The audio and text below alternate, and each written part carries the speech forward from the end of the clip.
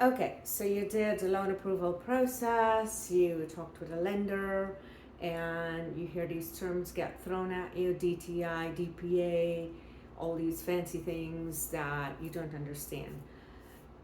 The big one in all of this is what this third video is about. It's your DTI. What does that mean? Let's look at it. Debt to income. And why is that important? Because it is the number one reason, numero uno, why you're not getting approved for a home loan. So let's take a look. Listen to what Barry has to say about your debt to income ratio, how that affects your approval amount, and what you can do to affect that to make it work for you. Let's have a look.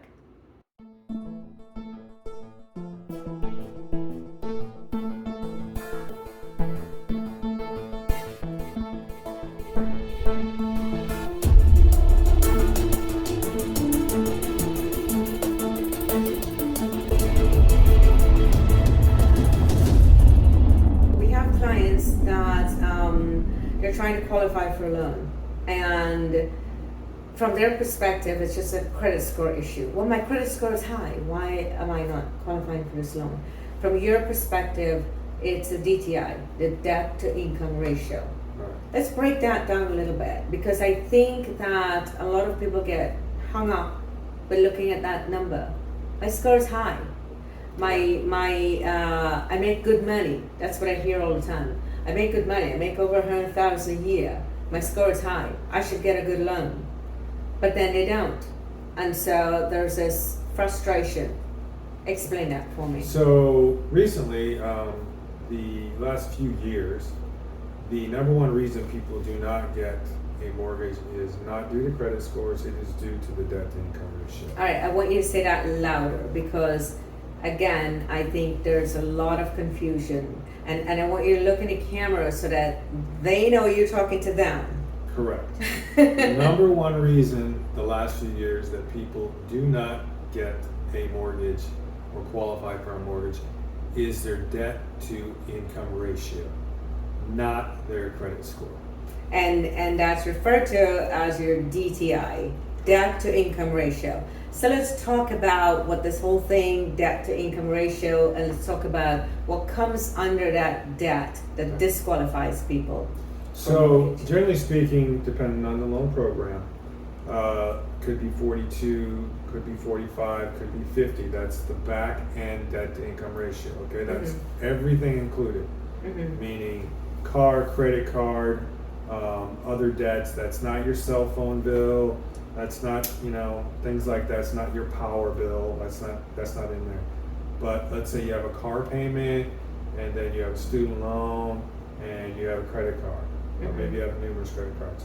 So, and those come under your debt. correct. For clarity. Correct. That's all your debt. So going back to your scenario, somebody has a 760 credit score, makes $100,000 a year.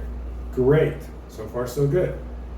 But they like to spend money, or they have a lot of debt on their credit cards, or they have a car payment, and they have student loans, and they have credit card, maybe $5,000. Maybe child support gets thrown in there. All that calculates, subtracts from their income per month. So you take your gross monthly income per month, and then you have all these debts. Let's say that again. Gross monthly income. So Correct. we're looking at the gross monthly income, and then we will take the debts, all the debts, and subtract it from that. Correct.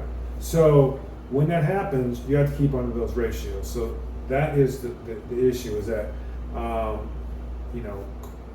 the student loan debt is a big issue right now. It's in forbearance again, but that's a big issue. Car payments, credit cards, they usually use the minimum payment. So that's one way, going back to the debt to income issue, to decrease your debt to income ratio in the short term is to pay down credit cards, debt that's smaller, so that the minimum payment goes away. Okay, now obviously cars aren't something you just pay off real quickly unless it's just about to be paid off. Their payments are usually higher, but they're harder to pay off in the short term. But you want to try to get the minimum payments down so that the debt to income ratio is in the loanable level. Right. Now, obviously, the other way to do that is you make more money. So you could maybe get a raise or something like that. Let's go into that deeper in a minute. So to clarify, we have now all the debts that are being calculated against your gross income. And when Barry mentioned earlier about the 50, the numbers he mentioned, 45 or 50, that referred to the percentage of debt against that gross income. So when you look at, let's say, what was the number you said they make an amount, 100,000? Yeah. Let's say 100,000. And if your debts amount to what? Well, with your new prospective payment, with your debts, your back end ratio has to be less than, in this case, 5,000 or Right. or not Yeah. less So than- let's say they're making let's give them 6,000 a month. So you're making $6,000 a month, and your debt totals 3,000. Let's put in that car payments, the alimony. What was the other one? Credit cards. All of these things, student loans. Even though they're in forbearance, they do have to take that into consideration. You said a new law just passed that you have to impute that into the income. So, because you're going to have to start making those student loan payments. So that's all calculated as debts in this ratio. And so with those debts, you have the mortgage payment, Right, perceived mortgage payment, right, taxes, homeowners insurance, HOA fees or condo fees. All those add together with your current debts need to be less than half of that 6,000. So Right. 3,000 or less. So that's just 50%. right. Right. The idea is to bring it below 50%. Right. And that's in certain loan types. Other ones are 45. So it just kind of Right. depends. Right. But that is the biggest barrier Right. to attaining a mortgage in the last few years. It isn't their credit score. They may have great credit, and they may have, I see it all the Stable time. income. Yeah, Right. but they have a large amount of high- debt or a fair amount of debt, so that if you add in a new mortgage, taxes, homeowners insurance, it doesn't meet the ratios. So that's the struggle, and Right. and in some cases, you got a little playroom, depending on the loan program. But in like the down payment assistance programs, they're hard.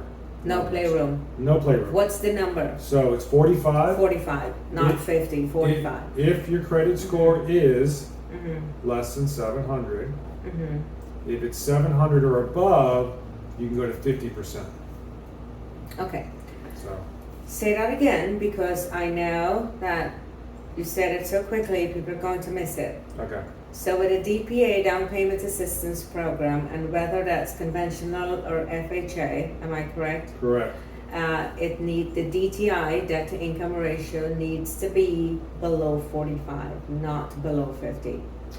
If your credit score is If- less than 700, Right. 699 and below. Right. So for credit score under 700. Correct. Currently.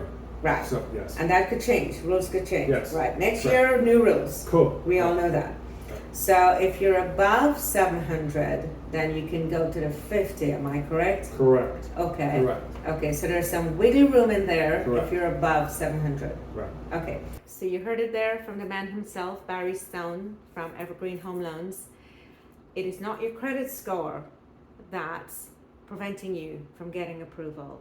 It is your debt to income ratio, your DTI. So let's work on that. Give us a call if there's anything we can do, any questions you have. This is Enna Morgan with Skyline Properties in Bellevue and Mr. Barry Stone from Evergreen Home Loans. Give us a ring.